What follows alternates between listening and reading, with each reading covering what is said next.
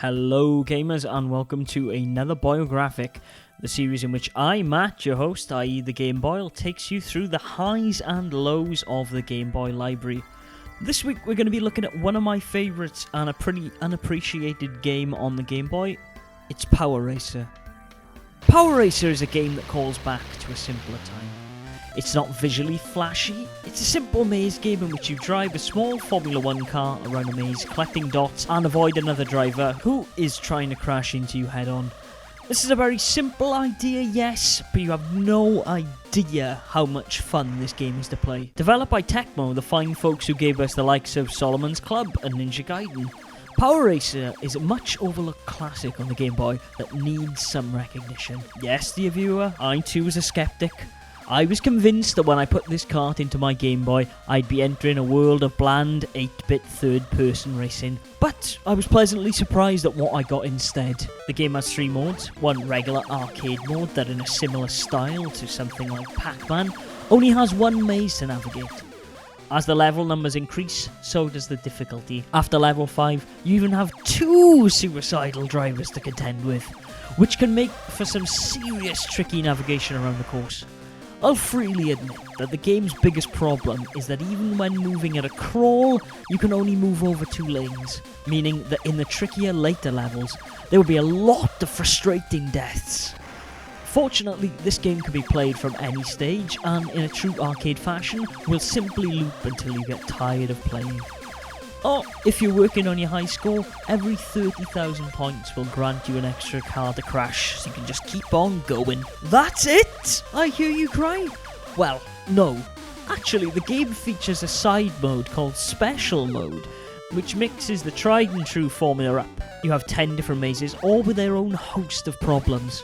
There's conveyor belts that pull you across lanes, oil slicks that make you skid out, and forever changing mazes that keep you on your toes.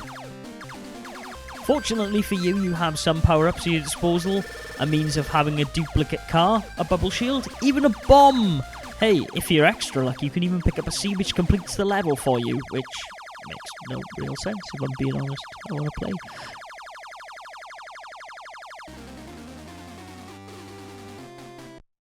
You can also amp up the difficulty with 3 skill levels to make sure you're being really pushed to the limit. Suffice to say, as this mode is pretty hard anyways, only sadists need apply to level 3 gameplay. Apart from that, there is a 2-player mode available in which you get to go head to head for points and fabulous prizes.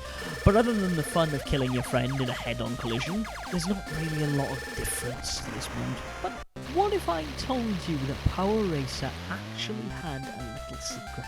What if I told you that why the arcade gameplay exists in the original mode is not only because there was an arcade version of this game, but that this arcade version of the game is actually recorded as being one of the first maze games. Yes, even before Namco's Pac-Man. And that this, my dear viewers, was actually a game called Head On, originally developed by Sega. Dum dum dum! How did this happen, you might ask? A Sega title on a Nintendo handheld? Well, it's actually more interesting than it seems. In 1979, Nintendo was looking to expand its selection of arcade games and bought the licensing rights to the game from Sega and released the game as Head On N. See, before the home console wars, there was a time of peace and harmony. Before Sega did what Nintendo... well, they still did. They made this game, but nah. Either way, Power Racer is a fun little game with the right level of difficulty to keep you saying, just one more go.